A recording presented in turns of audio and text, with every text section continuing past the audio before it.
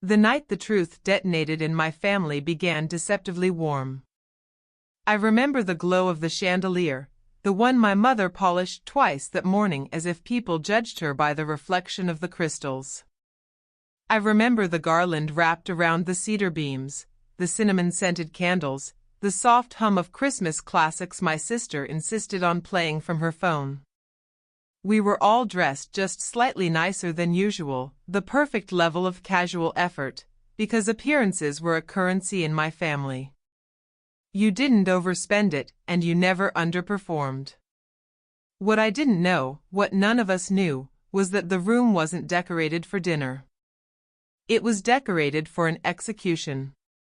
Uncle Martin sat at the head of the table, as he always did when he visited. Not because he was the oldest or the wisest, but because my father believed power should be visible. And Martin, successful, self-made, blunt like a hammer, was power distilled into a man who filled every room with his certainty. He could turn a compliment into a command, a smile into a warning. But that night, his smile was genuine. That's the part that haunts me. He clinked his glass gently against the water pitcher, calling the table to quiet. The clatter of cutlery faded. Even the turkey steaming in the center of the table felt like it lowered its temperature, waiting. Then he looked at me, his favorite niece, the one who used to braid his daughter's hair and pet-sit his dog for free, the one who cried on his couch a year earlier because she couldn't afford movers for her relocation to Vancouver. His voice softened. So, Maya. He raised his glass higher, almost proud. Do you like the condo I bought you in Vancouver? The world stopped. Every fork froze mid-air as if someone had paused the universe except for him. I felt my breath stumble, collapse, disappear. What condo? I whispered. My mother's face drained as if someone had pulled the plug on her bloodstream. My father's shoulders pulled back stiffly, like a soldier bracing for impact. My little sister stared at her plate, frozen, eyes wide but unblinking. And the worst part? Somewhere deep in my chest. I already knew this was bad. Not unusual. Not awkward. Bad. Uncle Martin's smile flickered. At first confused, then slowly crumpling into something sharper. You haven't been living there, he asked. I shook my head. He set his glass down carefully. Too carefully. That's when I realized, people who are truly calm are terrifying. He leaned back and pushed his chair away from the table. Scrape. It was slow, heavy, the kind of sound that slices down your spine and makes you wonder if it's too late to run. Show me the deed, he said. His tone was quiet, dead quiet, but everyone heard the explosion buried inside it. My father swallowed. Hard. Martin, this isn't the time. Now, Martin said, his voice like a blade pressed to a throat. The air tightened. Even the fireplace crackled less, as if it understood danger. My mother tapped her fingers against her napkin, her nervous tell. My father avoided everyone's eyes, especially mine. And I just sat there, staring at them, feeling the first strands of betrayal beginning to weave themselves into a knot behind my ribs. Something was wrong. Not awkward. Not embarrassing. Wrong. And the chilling part? This confrontation, this unraveling, had been waiting. Brewing. It didn't begin at Christmas dinner. The first domino had fallen weeks before. But none of them knew that. Not even Uncle Martin. Only I knew. Because 2 weeks before this dinner, while everyone assumed I was thriving in Vancouver, decorating some imaginary condo with fairy lights and houseplants, I was counting coins in a basement suite I could barely afford. I remember heat leaking from the vents in weak bursts, the kind that warmed the room for 5 minutes and then surrendered. I remember pulling my coat tighter even while indoors, whispering encouragement to myself like a pathetic mantra, just one more month. You can survive one more month. Overdue rent notices sat in a messy pile on the coffee table. Each one was a reminder that dreams came with interest, and I was paying too much. The nights were cold, the days were colder, and I had become an expert at peanut butter and whatever was left in the fridge dinners. But even then, I wasn't thinking about money. Not really. I was thinking about survival. Surviving the city. Surviving loneliness. Surviving the fear of failing in silence. What I didn't expect was that survival would lead me straight into a secret. One I wasn't meant to find. One that would expose every lie my family had stitched together so tightly. One that would burn every illusion we ever had of loyalty. Because just when I thought I'd hit rock bottom, something happened. Something small, almost stupid, that felt like nothing at first but would become the thread that unraveled everything. It started with a mail slip. A single piece of paper sticking out of my mailbox with bold letters. Pick-up package, notice of ownership documents. Ownership of what? I didn't own anything except clothes, a dying laptop, and 6 mismatched plates. At first I assumed it was a mistake. A mix-up. Maybe the old tenant. Maybe someone in the building with a similar name. It happened all the time. But the clerk at the post office didn't hand me a random box. He handed me an envelope. An official one. Thick. Heavy. Stamped with the British Columbia Land Title Office seal. I remember laughing in confusion, one of those half-hysterical laughs you let out when life stops making sense. When I opened the envelope, several sheets of paper slid out. One of them was a deed. A condo deed. Address, downtown Vancouver. Owner, my name. Except the signature at the bottom wasn't mine. My stomach dropped. The room tilted. I stared at the document again, harder, as if the ink would rearrange itself if I focused enough. But no. The signature stayed the same. Someone had forged my name. Someone had used my identity. Someone had taken a condo, worth more than I'd ever seen in my bank account, and pretended it was mine. And the most terrifying part? The buyer listed on the second page was Uncle Martin. That's when everything spiraled. Questions stacked faster than I could breathe. Why would Uncle Martin buy me a condo? Where was it? Who was living there? Who forged my name? Why hadn't he told me? Why didn't I know? And the darkest question of all. If he thought I was living in a condo he bought for me, where did he think I'd been living all this time? So I did the only thing I knew how to do. I pretended nothing was wrong. I needed time. I needed evidence. I needed to understand who had done this and why. Because someone had orchestrated this long before Christmas dinner. Someone who had access to my information. Someone who understood our family's dynamics. Someone who knew exactly how much Uncle Martin trusted me. Someone who wasn't supposed to be the villain. And tonight, this Christmas night, was the night everything detonated. Back at the table, Uncle Martin's face hardened further, suspicion sinking into his expression like rot. Maya, he said quietly, too quietly. If you didn't sign for the condo, then who did? I didn't answer. I couldn't. Because the truth was still too tangled. Too new. Too dangerous.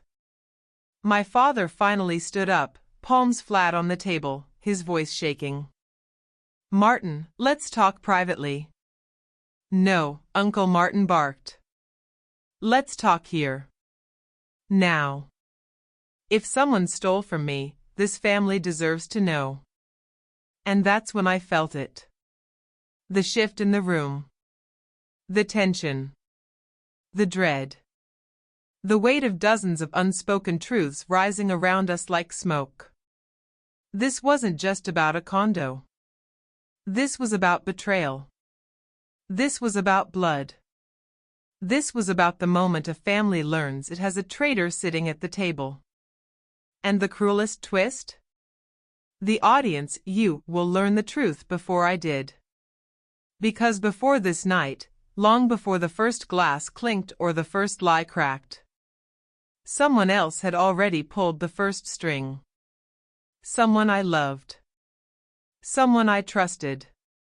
Someone who wasn't supposed to be the villain. But they were. And this was only the beginning. It started with an email. Not a mysterious phone call. Not a knock on my basement suite door. Not some dramatic letter slid under a windshield. Just an email. The subject line was simple, almost cheerful. Congratulations on the completed sale of your Harborview condo property. At first, I actually laughed. A short, confused, half-tired laugh, the kind you produce when life already feels ridiculous, and then it somehow outdoes itself. I was still sitting on the floor of my basement suite, knees tucked up for warmth because the heater had given up again, scrolling on my old laptop while eating cereal out of a mug. A condo? A sale? Me? Spam. Obviously. I moved my cursor toward the trash icon. But then my eyes snagged on something. A single word in the preview snippet. Harborview. I stopped breathing for a second. Harborview wasn't random. It wasn't fabricated marketing fluff. It wasn't even common. It was a real neighborhood in Vancouver. A beautiful one. The kind of place with glass balconies, ocean views, polished sidewalks, and grocery stores that sold things like artisanal water and heritage blueberries. The kind of place I had no business being associated with. And the name wasn't just familiar, it was personal. Harborview was the neighborhood Uncle Martin once pointed out to me when we'd visited Vancouver together years ago. He'd parked his car by the waterfront, leaned against the railing, and said, "Sunlight, water, calm. The things you never had growing up with your parents." I'd laughed then, awkwardly, brushing it off, because what else do you do when someone summarizes your entire childhood as a missing color palette? But now, here it was again. Harborview. In my inbox. Attached to my name. My fingers trembled as I clicked the email open. It wasn't spam. It wasn't a scam. It wasn't a congratulatory template sent to the wrong address. It was real. A real sale. A real transaction. A real property. My name printed in clean legal font. My name. The email contained attachments, PDF files, sale history, closing statements, legal confirmations. Everything looked official. Too official. I scrolled down, heart pounding in my ears, until I reached the line that derailed my entire existence. Property owner, Maya Loron.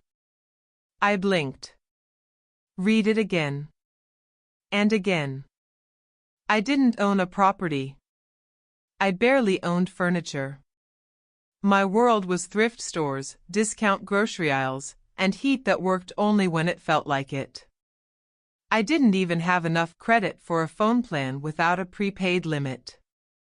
So how could I own, let alone sell, a condo?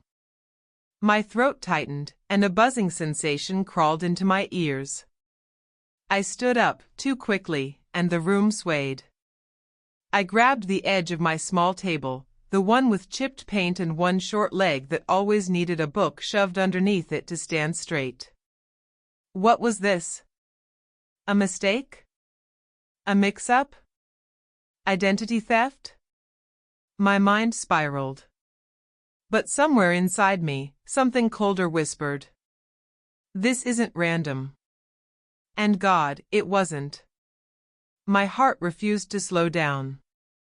I opened attachment after attachment, scrolling through documents I never signed, pages stamped with seals I never received, signatures in handwriting vaguely similar to mine, but not mine. Someone had forged my name. Someone had used my identity. Someone had sold a condo I apparently owned 3 years ago. 3 years ago. That detail hit me in the chest. 3 years ago. I was 20. Working part-time at a coffee shop. Barely making enough to survive. 3 years ago. I didn't know anything about real estate. I didn't even dream of owning property. 3 years ago. I was living at home. With my parents. Parents who, in retrospect, suddenly had nicer clothes. Suddenly replaced their broken TV. Suddenly paid off old debts. Suddenly bought my sister a car for her safety. I thought life had finally been kind to them. I was wrong. Because here's where the story splits. Where you, the audience, learn something before I do. A secret so dark it stains every memory after it. But before I reached that revelation, I did what any desperate, terrified 23-year-old would do. I panicked. Then I acted. I called the realtor's office. Not to confess anything. Not to accuse anyone. Not to understand the whole truth. Because I didn't know there was a truth to uncover. Just to inquire. To pretend I was someone confident, calm, and casually asking about a recent sale confirmation sent to the wrong email. A woman picked up. Cheerful. Polite. The kind of voice trained to smile even when no one sees her. "How can I help you today?" I cleared my throat, trying to steady my voice. I just wanted to ask about a condo sale notice I received. Harborview District. It may have been sent by mistake. Oh, she said brightly. One moment. I'll check recent completions under the owner's name. The owner's name. My name. I wiped my palms on my jeans as she typed, the clack of her keyboard sounding like bullets in my ears. Ah yes, she said. The Harborview Condo. Lovely property. Originally purchased under the name Maya Loron. Sold, 3 years later. My stomach dropped. She wasn't done. Sold by. I heard papers flipping. Signed by Daniel Loron. My father. The world snapped out of focus. My father. Signed. A condo. In my name. My vision blurred as memories slammed into me uninvited. My father telling me to trust him.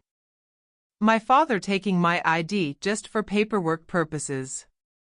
My father telling me I was too young to worry about adult things. My father telling me not to snoop around his office. My father scolding me for being ungrateful. My father, who had always taught me that family money stays in the family. Who used guilt like currency. Who weaponized secrecy. I didn't respond. The woman on the phone didn't seem to notice the silence stretching dangerously long. Is there anything else you'd like to know? She asked sweetly. I hung up. Not politely. Not gently. I just hung up. Because if I stayed on the phone any longer, I would have screamed. I sank to the floor as the truth, heavy, jagged, suffocating, wrapped around me. My father sold a condo in my name. Signed my name. Took the money. Never told me a thing. But the question that should have come next, the obvious question, never even crossed my mind that day.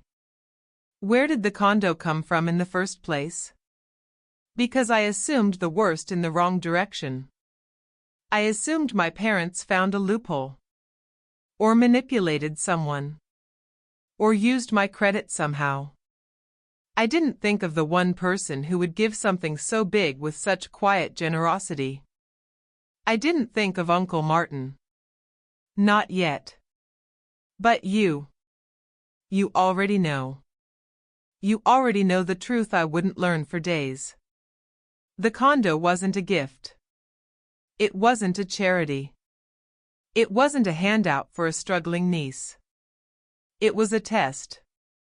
A secret, strategic, silent test orchestrated by Uncle Martin?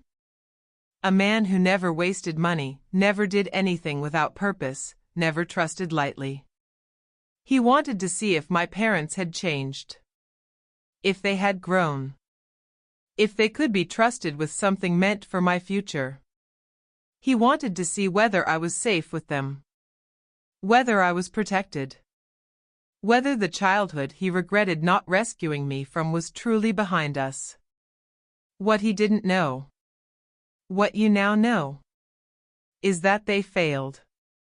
Not with a small mistake. But with greed. Calculated greed. And then with lies. Layer upon layer of lies. Lies so thick that even I, the person those lies were built around, didn't know they were there. And the cruelest part? Someone else benefited from the sale. Someone else used my stolen identity. Someone else spent the money. And deep down, you already know who it is. But me? Back then? I was still lost in the dark. Staring at an email that shattered everything I thought I knew about my family. And I had no idea. The worst part was still ahead.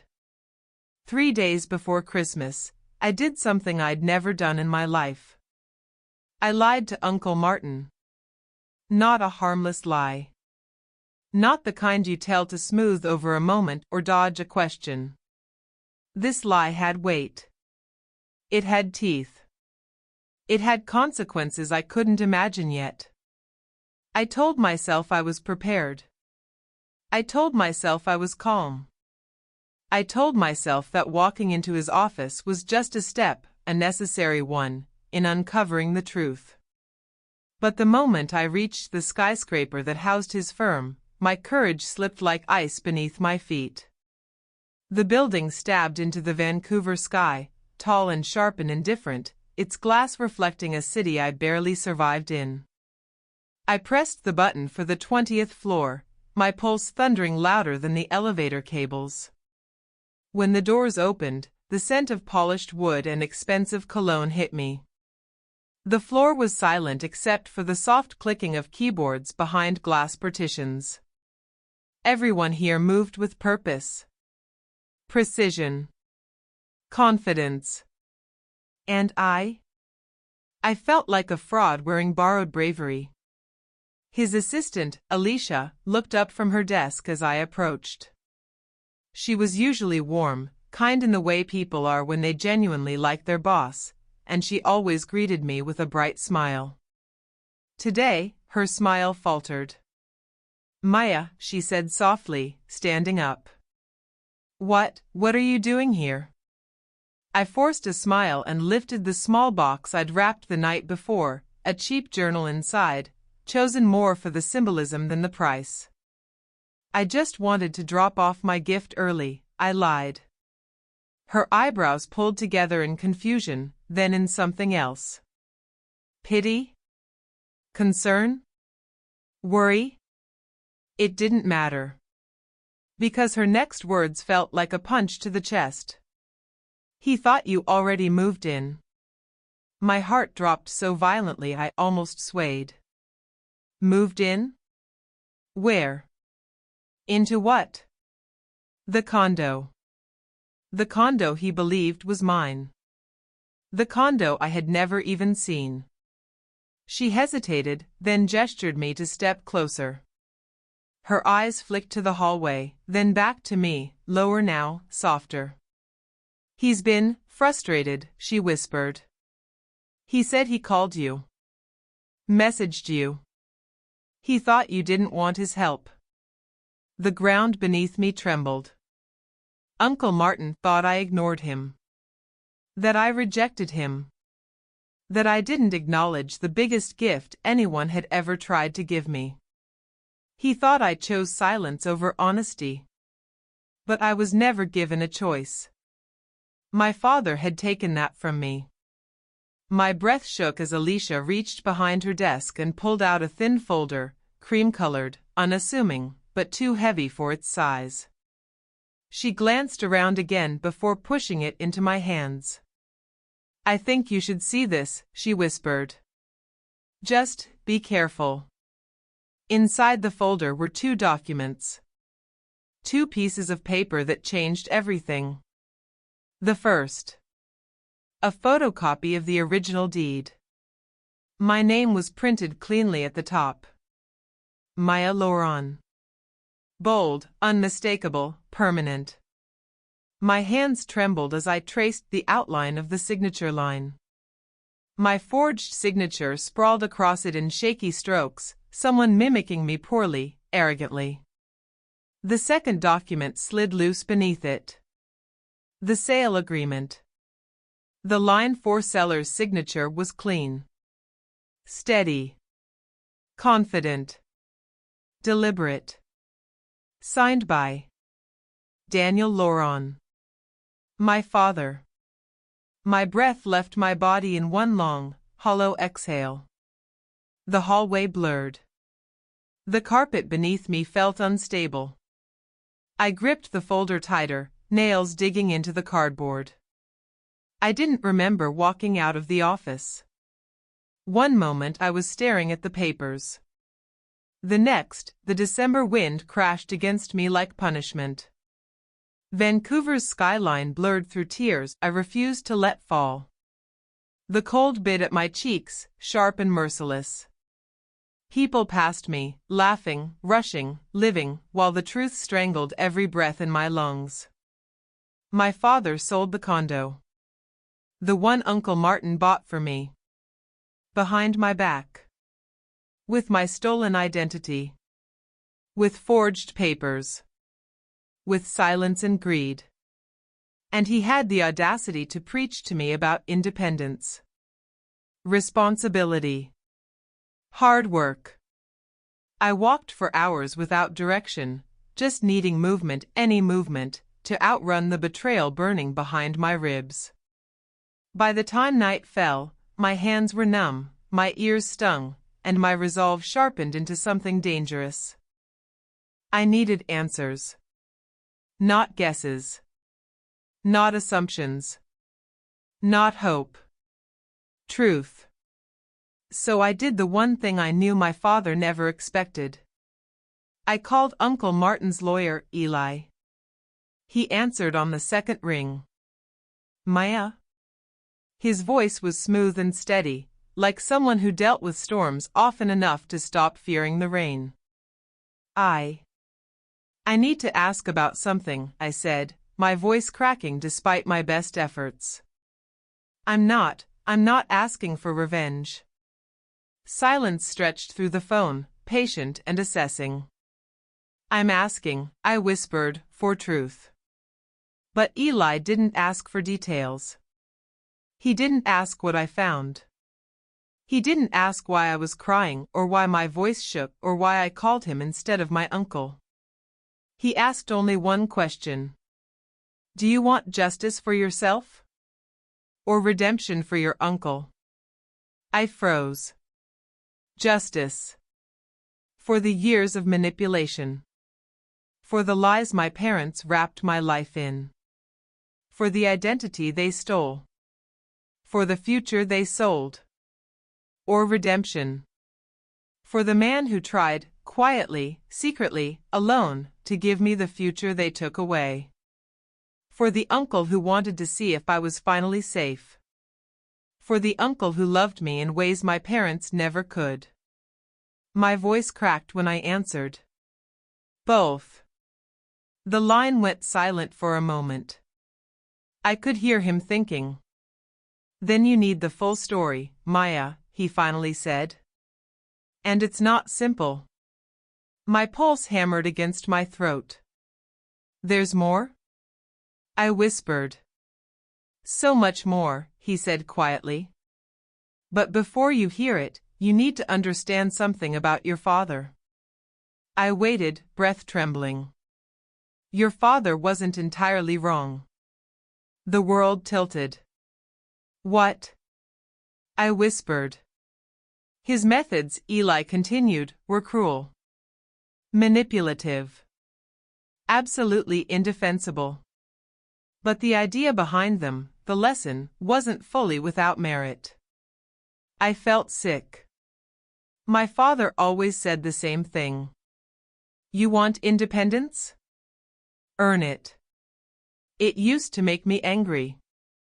Used to feel like punishment. Used to feel like rejection disguised as tough love. But now, with the truth unfolding like a razor, I could admit, through clenched teeth, that buried somewhere deep inside his cruelty. There was a point. He believed gifts made people soft. He believed safety killed ambition. He believed that no one would protect me if I didn't learn to protect myself. Twisted? Yes. But in his mind, it was survival. His flaw wasn't the belief. His flaw was the lie. The deception. The theft. The way he justified hurting me to prepare me. The moral line blurred like fog across glass. Was he a villain? Yes. But he was a villain who believed he was saving me. A villain with a point. A point sharpened into a weapon he used on his own daughter. And as Eli spoke, I realized something terrifying. If my father wasn't entirely wrong, then my uncle wasn't entirely right. And if neither of them were innocent, then the real villain of this story might not be the one I thought. Because the truth was growing darker. More twisted. More dangerous. And the next revelation would tear the entire family apart. Christmas night. It should have been warm. Holy. Soft around the edges the way the movies promise, fireplace crackling, laughter weaving between clinking glasses, the kind of holiday glow that makes even broken families look whole for an evening. But the Loron family had a different glow. A sharp, metallic one. The kind that reflects off polished surfaces and expensive things. The kind that can't hide the cold. We gathered around a mahogany table built for 12 hearts, but maybe only 3 sincere ones ever sat there. The chandelier above us glittered like a frozen waterfall, dripping false light on a room filled with tension disguised as tradition. My mother floated between the kitchen and the table, brushing imaginary lint off her emerald dress, pretending everything was normal. My father drank more than he spoke. And my sister, Lily, tapped on her phone under the table, her thumb moving like an impatient metronome. Then there was Uncle Martin. He sat at the head of the table, not because he demanded it, but because he was the only one with a smile that didn't feel rehearsed. A man who carried truth the way others carried secrets. Dinner was halfway through when it happened. The moment that split my life cleanly into before and after. He asked casually, like someone commenting on the weather. Maya, do you like the condo? A fork dropped. My father's glass slipped from his hand and rolled across the tablecloth, spilling dark wine like spilled blood. My mother's face went white, then red, then something between panic and fury. "Martin, please," she whispered, her voice cracking like thin ice. I blinked. Confused. "What condo?" I asked. The silence that followed wasn't ordinary silence. It was thick. Heavy. A silence that felt like a storm gathering its breath. My father shot my mother a look, one of those silent, dangerous conversations married couples can have without words. My stomach twisted. Uncle Martin didn't blink. He didn't look away from me. "So they didn't tell you," he said quietly. My father's jaw tightened. "Martin," he warned, trying to keep his voice low, steady. "This isn't the time." But Uncle Martin ignored him. He stood slowly, his chair sliding back with a scrape that felt like a warning. "I want the deed," he said. "Bring it. Now." My mother gasped. "Martin, please, this is Christmas." But my father broke first. "She wasn't ready," he shouted, slamming both hands onto the table hard enough to rattle the silverware. My heart thudded painfully. Ready for what? Rage punched through my fear. For what? I stood too. For the truth? For independence? For finally having something that was mine? My mother covered her mouth with trembling fingers. Tears spilled down her cheeks, not soft tears, but the kind people cry when they're caught. "She's our daughter," she whispered. "We were trying to protect her." Uncle Martin snorted. Not cruelly, more like someone fed up with polished lies. "Protect her?" He turned to me. "Maya, they've been living in the condo I bought for you. Renting it out.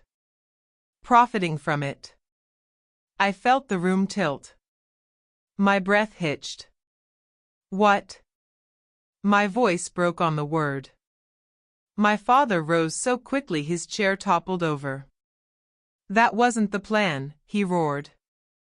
"We were managing it for her future." "You were stealing from her future," Uncle Martin shot back. The argument detonated. Accusations flew across the table like firecrackers. "You don't understand. You always think you know better. She's too young. You're controlling. You lied. You interfered." My sister quietly slipped her phone out to record, then put it away just as quickly, realizing this wasn't content, this was catastrophe. The air burned. My mother sobbed harder, gripping the edge of the table as if the truth might drag her under. My father raged, face red and trembling, pointing at me as if I'd betrayed them. But the worst part wasn't their shouting. It wasn't the condo. It wasn't even the lies. It was the realization that they were fighting each other not because they loved me, but because they were losing control of me. Then, in the midst of all that chaos, Uncle Martin did something unexpected. He didn't yell. He didn't curse. He didn't hit the table or the walls or storm out like the rest of them might have. He just reached calmly into his coat pocket. The room froze. He pulled out a tiny velvet pouch, the kind used for jewelry or heirlooms. He placed it gently in front of me, like offering something sacred. My fingers trembled as I untied the strings. Inside, resting on soft red fabric, was a silver key. Small. Plain. But heavier than anything I'd ever held. Uncle Martin's voice softened, almost breaking.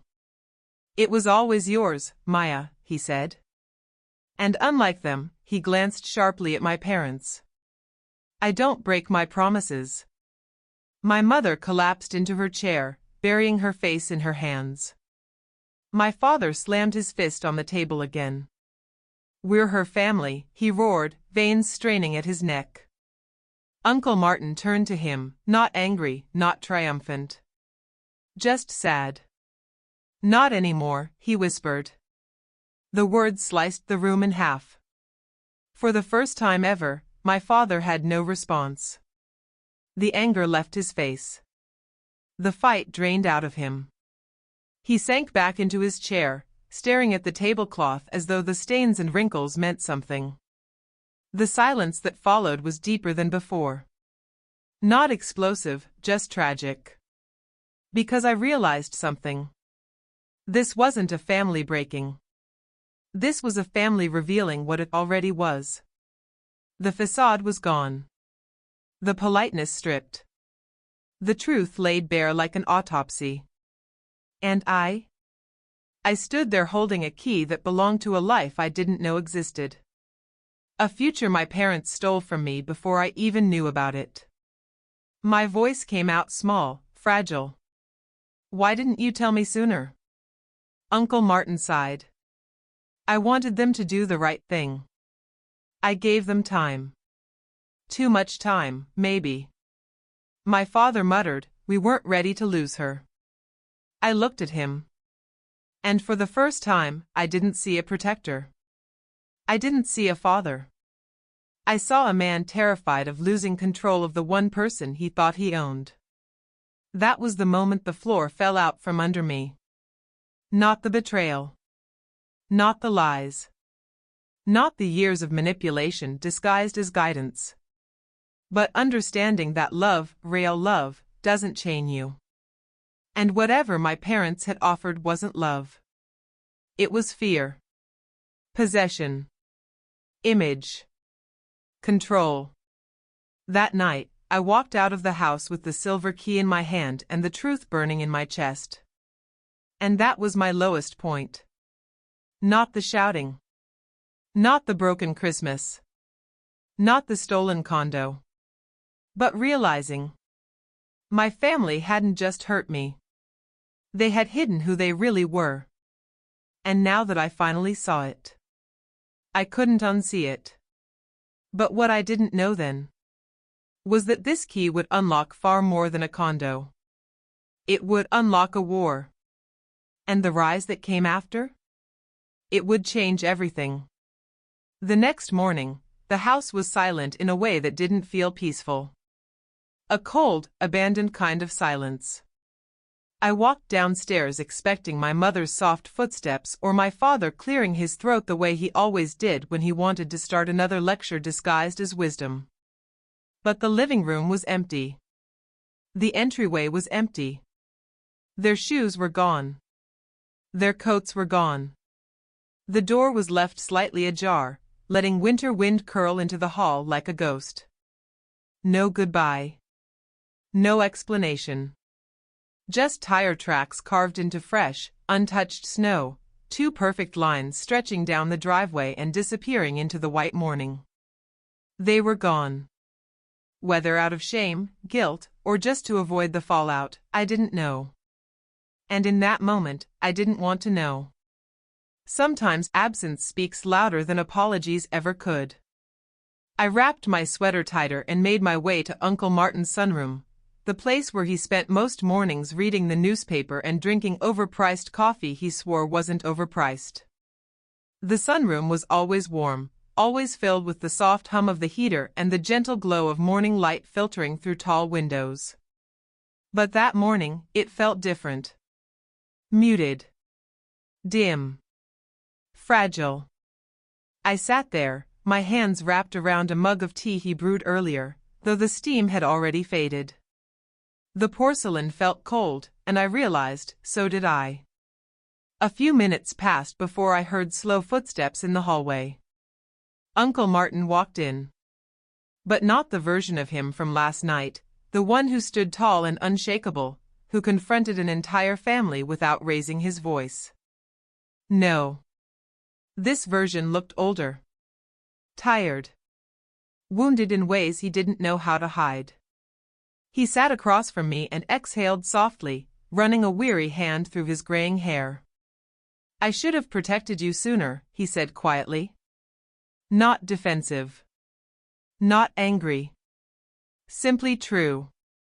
I should have never trusted them with something meant for you. I stared down at my hands. You believe the best in them, I whispered. That's not a failure. He rubbed his forehead in frustration. It feels like one. The guilt in his voice twisted something deep inside me. My parents had betrayed me.